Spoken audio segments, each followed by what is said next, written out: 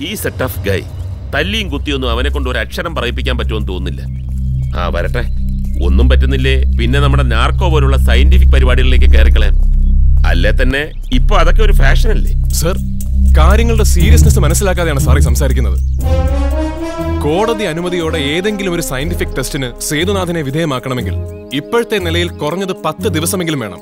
എന്നാൽ സേതുവോടെ ഈ സീരീസ് അവസാനിക്കുന്നില്ലെങ്കിൽ അടുത്ത അറ്റംപ്റ്റ് ഉടൻ ഉണ്ടാകും സർ. പ്രത്യേകിച്ച് സേതു ജീവനോടെ നമ്മുടെ പിടിയിലായ സ്ഥിതിക്ക്. ഇനിയിപ്പോ എന്താ ചെയ്യുക? സാറിനറിയോ അവനീ പറഞ്ഞ അഡ്വക്കേറ്റ് നാരായണൻ തമ്പിയെ? അറിയാതെ പിന്നെ? ശരിക്കറിയാം. പണ്ട് രാമൻകുട്ടി വക്കീലും 501 രൂപയുണ്ടെങ്കിൽ ഇവിടെ ആർക്കും ആരെയും കൊല്ലാമെന്നൊരു പറച്ചിലുണ്ടായിരുന്നു. അതിന്റെ ഒരു പുതിയ പതിപ്പാ ഈ നാരായണൻ തമ്പി. പഴയ 501 രൂപയുടെ സ്ഥാനത്ത് സിറ്റിംഗ് 1-ന് 5 ലക്ഷം. പക്ഷേ പുള്ളിക്കാരന് കൂടുതൽ താല്പര്യം കൊലപാതകവും കുംഭകോണമൊന്നുമല്ല, പെൺവാണിഭവും സ്ത്രീ പീഡനവും ഒക്കെയാ. അപ്പൊ ചുരുക്കം പറഞ്ഞാൽ ഇതുവരെ പണി കിട്ടിയിട്ടുള്ളവരിൽ വിഷം ഏറ്റവും കൂടിയ ഇനം. ആ, അങ്ങനെയും പറയാം. വിത്ത് ഫുൾ പെർഫോമൻസ് എനിക്കൊന്ന് കാണണമല്ലോ ഈ അഡ്വക്കേറ്റ് നാരായണൻ തമ്പി.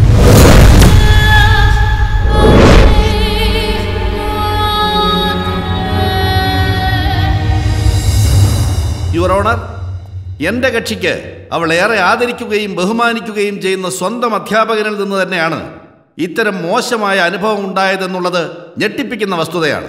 അതുകൊണ്ട് പ്രതിക്ക് നിയമം അനുശാസിക്കുന്ന ഏറ്റവും കടുത്ത ശിക്ഷ തന്നെ നൽകണമെന്ന് ബഹുമാനപ്പെട്ട കോടതിയോട് ഞാൻ താഴ്മയായി അപേക്ഷിച്ചുകൊള്ളുന്നു. That's all your honour. Anything to ask mister Narayanan Thampi?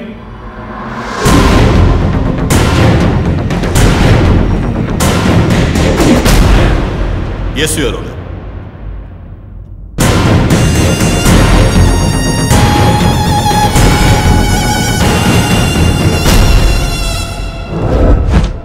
നിയ പുന്നൂസ്. അതെ. ഈ നിൽക്കുന്ന പ്രൊഫസർ അലക്സ് സക്രിയ ഏത് സബ്ജക്റ്റാണ് നീയെ പഠിപ്പിച്ചുകൊണ്ടിരുന്നത്? സുവോളജി. അതായത് ജന്തുശാസ്ത്രം. അതെ. മനുഷ്യനടക്കമുള്ള എല്ലാ ജീവികളുടെയും ലൈംഗിക ജനിതക ഘടനകളെക്കുറിച്ചും പ്രത്യുൽപാദന രീതികളെക്കുറിച്ചും വിശദമായി പ്രതിപാദിക്കുന്ന ശാസ്ത്രശാഖയാണ് സുവോളജി. എന്താ ശരിയല്ലേ പ്രൊഫസർ? ശരിയാണ്. എന്ന് വെച്ചാൽ മറ്റ് സയൻസ് സബ്ജക്റ്റുകളെ അപേക്ഷിച്ച് ഇതിനൊരല്പം എരിവും പുളിയൊക്കെ ഉണ്ടെന്ന് അർത്ഥം. എന്റെയൊക്കെ കോളേജ് കാലഘട്ടത്തിൽ സയൻസ് ബാച്ചിലെ കുട്ടികൾ തമാശയായി പറയുന്നത് കേൾക്കാമായിരുന്നു. കാണാൻ ഭംഗിയുള്ള മെയിൽ ലെക്ചറാണ് സുവോളജി പഠിപ്പിക്കാൻ വരുന്നതെങ്കിൽ പെൺകുട്ടികൾ ആരും ക്ലാസ് കട്ടിയില്ല. തിരിച്ചാണെങ്കിൽ ആൺകുട്ടികൾ. എന്താ നീയ ഈ അലക്സാർ പഠിപ്പിക്കാൻ വരുമ്പോ നീയാക്ക് അങ്ങനെ വല്ലതും തോന്നിയോ? ഇല്ല, എനിക്കങ്ങനെയൊന്നും തോന്നിയിട്ടില്ല. കള്ളം! നീയ പറയുന്നത് പച്ചക്കള്ളമാണെന്ന് നീയുടെ മുഖത്തുനിന്ന് തന്നെ വായിച്ചെടുക്കാം. I object your honour. അനാവശ്യ ചോദ്യങ്ങൾ ചോദിച്ച് എന്റെ കക്ഷിയെ അഡ്വക്കേറ്റ്. അല്ല mister Sreenivasan, I will prove it. How can you prove it? That's my duty. You don't worry about that.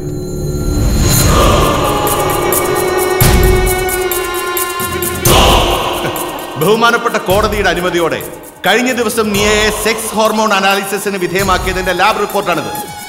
18 വയസ്സായ ഒരു പെൺകുട്ടിയിൽ കാണപ്പെടേണ്ട സ്ത്രീ ശരീരത്തിലെ സെക്ഷൽ ഹോർമോണായ ഈസ്ട്രജന്റെ നോർമൽ കൗണ്ട് 25-നും 221-നും ഇടയിലാണ്. എന്നാൽ ഈ റിപ്പോർട്ട് പ്രകാരം നീയയിലത് 262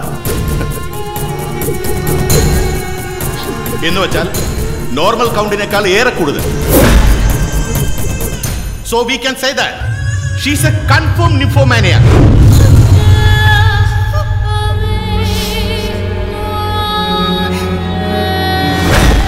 ഇതിന് ചില റിയൽ ലൈഫ് എക്സാമ്പിൾസും എനിക്ക് കാട്ടിത്തരാനാകും യുവർ ഓണർ.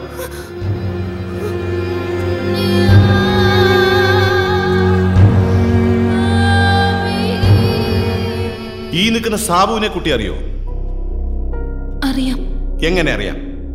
ഈ ചേട്ടന്റെ കാറിലായിരുന്നു ഞാൻ സ്കൂളിൽ പോയിക്കൊണ്ടിരുന്നത്. ഒറ്റയ്ക്കോ? അല്ല, വേറെയും കുട്ടികളുണ്ടായിരുന്നു. അപ്പോ സാബുവിന് ഈ കുട്ടിയെ ചെറുപ്പം തൊട്ടേ അറിയാം? അറിയാം സർ. 2-ലോ 3-ലോ പഠിക്കുമ്പോഴാണ് തോന്നുന്നു ഈ കൊച്ചന്റെ കാറിൽ ആദ്യമായിട്ട് വന്നു തുടങ്ങുന്നത്. അന്നൊക്കെ വെറും ഒരു അയ്യോപാവം കൊച്ചായിരുന്നു. പക്ഷേ കുറച്ചുകൂടെ വളർന്ന് ഒരു 8-ലോ 9-ലോ ഒക്കെ ആയപ്പോ. പറയൂ സാബു, 8-ലോ 9-ലൊക്കെ ആയപ്പോ? അല്ല, മറ്റു കുട്ടികളുടെ അടുത്തുള്ള ഈ കൊച്ചിന്റെ പെരുമാറ്റം അത്ര ശരിയല്ലായിരുന്നു. പ്രത്യേകിച്ച് ഈ ആമ്പിള്ളാരുടെ അടുത്ത് ചില പെശക് തട്ടുമുട്ടൊക്കെ. സംഗതി വഷളാണെന്ന് കണ്ടപ്പോൾ എൻ്റെ വണ്ടിയിലുള്ള കൊച്ചിൻ്റെ വരവ് ഞാനങ്ങ് നിർത്തിച്ചു. അത് പിന്നെ എന്നെ കണ്ട കൊച്ചു മുഖം തിരിച്ചൊരു പോക്ക.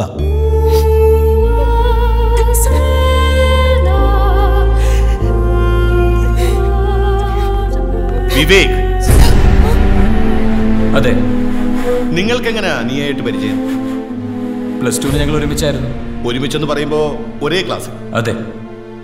സഹപാഠികൾ തമ്മിലുള്ള വെറും സൗഹൃദം മാത്രമായിരുന്നോ നിങ്ങൾക്കിടയിൽ ഉണ്ടായിരുന്നത്? അല്ല, ഞങ്ങൾ തമ്മിൽ പ്രണയത്തിലായിരുന്നു. എന്താ നീയ ഇയാൾ ഈ പറയുന്നത് സത്യമാണ്? സത്യമല്ലേ? പറഞ്ഞോ. ഇയാളുടെ കയ്യിൽ നീയാ തന്നതെന്ന് പറഞ്ഞ് കുറെ ലവ് ലെറ്റേഴ്സും ഗ്രീറ്റിംഗ് കാർഡും ഒക്കെ ഉണ്ടെന്നാ പറയുന്നത്.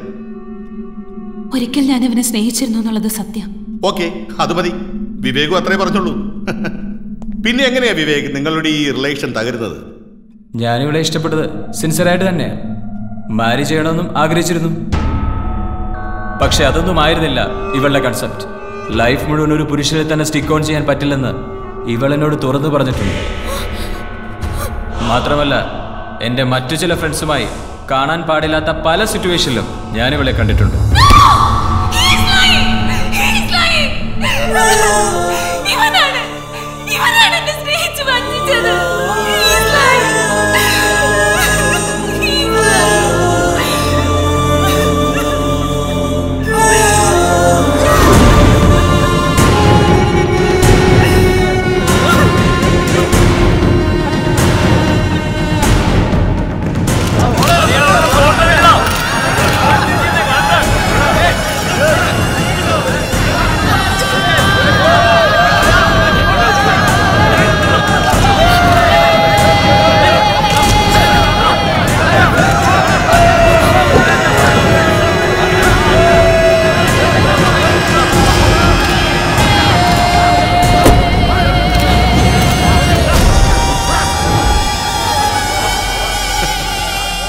കണ്ടില്ലേ, ഒരൊറ്റ ദിവസത്തെ വാദം കൊണ്ട് തന്നെ കൊച്ചിന്റെ ഫാൻസിന്റെ എണ്ണം കൂടിയത്. എല്ലാം വക്കീലിനെ എടുക്ക. അപ്പോ നമ്മൾ രക്ഷപ്പെടല്ലോ അല്ലേ വക്കീലെ? താൻ വിഷമിക്കാതോ, ഒക്കെ നമുക്ക് ശരിയാക്കാം. അത് മതി, അത് മതി. Excuse me. യെസ്. ഹലോ, ഞാൻ ശ്രീരാമകൃഷ്ണൻ, ASP ആണ്. എനിക്ക് വക്കീലിനെ ഒന്ന് കാണുമായിരുന്നു, പേഴ്സണലായിട്ട്. അപ്പൊ അതാണ് കാര്യം. എന്റെ പൊന്നെ ASP സാറേ, ഞാൻ ഈ കോട്ടിടാൻ തുടങ്ങിയിട്ടേ കൊല്ലം 30 980 മുണ്ടക്കയം പെൺവാണിഭ കേസിൽ പ്രതിഭാഗത്തിന് വേണ്ടി ഹാജരായി തുടങ്ങിയതാ ഈ പരിപാടി. അന്ന് തൊട്ട് ഇങ്ങോട്ട് ഇതുപോലുള്ള വധഭീഷണികൾക്കും തെറിവിളികൾക്കുമൊന്നും ഒരു പഞ്ഞവും ഉണ്ടായിട്ടില്ല. പേരുകേട്ട ഉന്മൂലനവാദ സംഘടനകൾ പലതും എന്നെ തട്ടുവന്ന് പലവട്ടം പറഞ്ഞിട്ടുള്ളതാ. പക്ഷെ ഒരുത്തനും എന്റെ രോമത്തേലൊന്ന് തൊടാൻ പോലും കഴിഞ്ഞിട്ടില്ല. ഈ സീരീസിൽ ഇതുവരെ 4 കൊലപാതകങ്ങൾ നടന്നിട്ടുണ്ട്. എല്ലാം വെരി വെൽ പ്ലാൻഡ്. 5ാമത്തേതായി പറഞ്ഞു കേൾക്കുന്ന പേര് നിങ്ങളുടേതാണ്. അപ്പോ അത് നിങ്ങളെ അറിയിക്കുക എന്ന ചുമതല ന്യായമായി ഞങ്ങൾക്കുണ്ട്. ഓക്കെ. പക്ഷെ അതിന്റെ പേരിൽ വീട്ടിനുള്ളിൽ അടച്ചിരിക്കാനോ നാട് വിട്ടുപോകാനോ ഒന്നും എന്നെ കിട്ടത്തില്ല. എന്റെ ദിനകൃത്യങ്ങളിൽ ഒരെണ്ണം പോലും മാറ്റിവെക്കാനും ഞാൻ തയ്യാറല്ല. അഡ്വക്കേറ്റ് നാരായണൻ തമ്പിയെ 1000 പൂർണ്ണചന്ദ്രന്മാരെ കാണിച്ചു കൊള്ളണമെന്ന് കേരള പോലീസിൽ ആർക്കും ഒരു നിർബന്ധവുമില്ല. പക്ഷെ ഈ നാട്ടിലെ നിയമവാഴ്ചയെ വട്ടം കറക്കിയ ഈ കൊലപാതക പരമ്പരയിൽ ഇനി ഒന്നുകൂടി സംഭവിക്കാതിരിക്കുക എന്നുള്ളത് ഞങ്ങളുടെ ആവശ്യമാണ്. 30 വർഷങ്ങൾക്കിടെ ഐസക് പണിക്കർ സുദക്ഷിണ കേസ് ഉൾപ്പെടെ 50-ലധികം കോളിളക്കം സൃഷ്ടിച്ച കേസുകൾ, മിക്കതിലും എതിരാളികളെ നിഷ്പ്രഭമാക്കിക്കൊണ്ടുള്ള വലിയ വലിയ വിജയങ്ങൾ. ഇതാണ് അഡ്വക്കേറ്റ് നാരായണൻ തമ്പിയുടെ കരിയർ ഹിസ്റ്ററി. ഇതിൽ നിന്നും നമ്മൾ എവിടെ തുടങ്ങും സർ? നാരായണൻ തമ്പി വാദിച്ച് വിജയം കണ്ട കേസുകളിൽ നിന്നും സംശയം തോന്നുന്ന പേരുകൾ ചേർത്ത് ഞാനൊരു ലിസ്റ്റ് ഉണ്ടാക്കിയിട്ടുണ്ട്. ആ ലിസ്റ്റ് 3ആയി പകുത്ത് നമ്മൾ 3 പേരും 3 വഴികളിൽ അന്വേഷണം തുടങ്ങും. ഫോർ എക്സാമ്പിൾ, നാരായണൻ തമ്പി വാദിച്ച് വിജയിച്ച ഒരു കൃഷ്ണമൂർത്തി മർഡർ കേസിന്റെ ഡീറ്റെയിൽസ് ആണത്. എഞ്ചിനീയറിംഗ് വിദ്യാർത്ഥിയായിരുന്ന കൃഷ്ണമൂർത്തിയെ അവന്റെ സീനിയേഴ്സ് ചേർന്ന് റാഗ് ചെയ്ത് കൊന്നു എന്നാണ് കേസ്.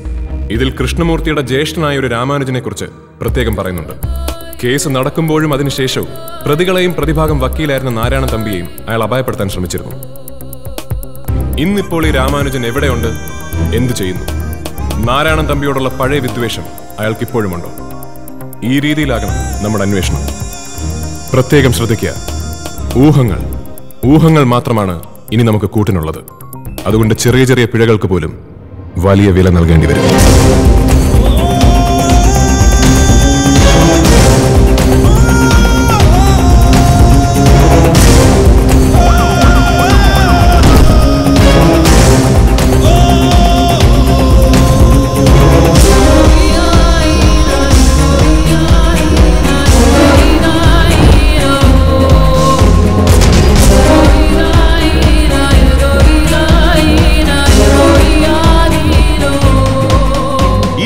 ശത്രുക്കളെന്നും വധഭീഷണി എന്നൊക്കെ പറയുന്നത് എന്റെ പ്രൊഫഷന്റെ ഭാഗമായിട്ട് ഞാൻ കാണുന്നുള്ളൂ. അങ്ങനെ പ്രൊഫഷന്റെ പുറത്ത് മാത്രം പഴിചാരി ഒഴിയാതെ വക്കീലെ, ഞാൻ കണ്ടിരുന്നു നിങ്ങളുടെ കരിയർ ഹിസ്റ്ററി. കഴിഞ്ഞ 30 വർഷമായിട്ട് ഏറ്റെടുത്ത ഒരൊറ്റ കേസിൽ പോലും നേരിന്റെ ഭാഗത്ത് നിങ്ങളുണ്ടായിട്ടില്ല. സത്യത്തെ വളച്ചൊടിക്കുകയും നിയമത്തെ കബളിപ്പിക്കുകയും ചെയ്യുന്നതിൽ നിന്നും നിങ്ങൾ ഗൂഢമായ ഒരു ആനന്ദം അനുഭവിക്കുന്നുണ്ട്. Like a born criminal. സംശയം തോന്നുന്ന എന്തുണ്ടായാലും അത് അപ്പം തന്നെ എന്നെ വിളിച്ചറിയിക്കണം.